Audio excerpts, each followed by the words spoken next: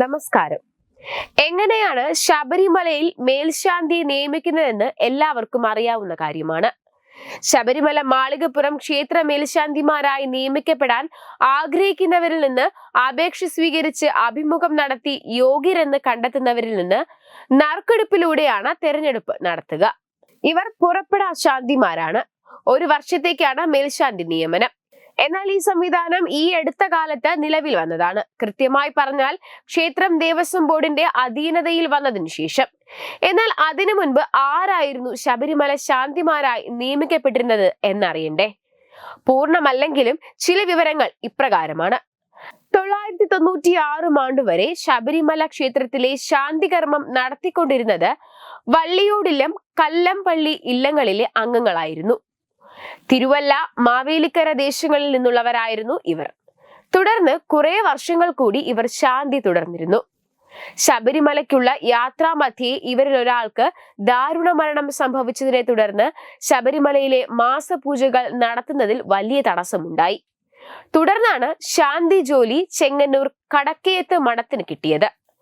തിരുവിതാംകൂർ രാജാവിന്റെ ഭരണകാലത്താണ് കുടുംബം വക ക്ഷേത്രത്തിലെ തന്ത്രം, ശാന്തി, കഴകം എന്നീ ജോലി ചെയ്തു വന്ന കുടുംബങ്ങൾക്ക് പന്തളം വലിയ രാജയുടെ അഭിപ്രായം മാനിച്ച് കരാൺമ എന്ന സ്ഥാനം നൽകി ക്ഷേത്രഭരണം നടപ്പാക്കിയിരുന്നത്.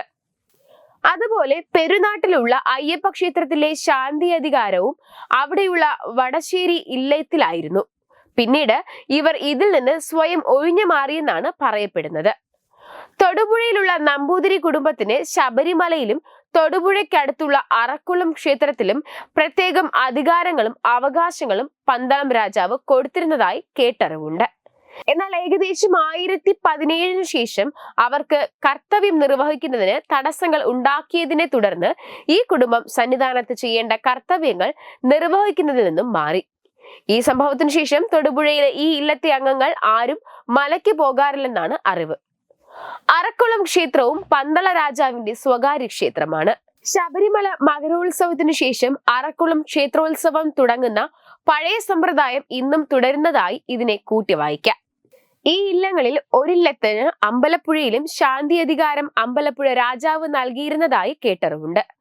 അമ്പലപ്പുഴ രാജാവ് ശബരിമല ക്ഷേത്രം പണിയുന്നതിനായി പന്തള രാജാവിനെ ആളും പണവും നൽകി സഹായിച്ചിരുന്നുവെന്നുള്ളതും പ്രത്യുപകാരമായി അമ്പലപ്പുഴ യോഗത്തിന് പ്രത്യേക അവകാശങ്ങൾ എരുമേലിയിലും ശബരിമലയിലും പന്തള രാജാവ് കൊടുത്തിരുന്നുവെന്നും ചരിത്രരേഖകളും സൂചിപ്പിക്കുന്നുണ്ട്.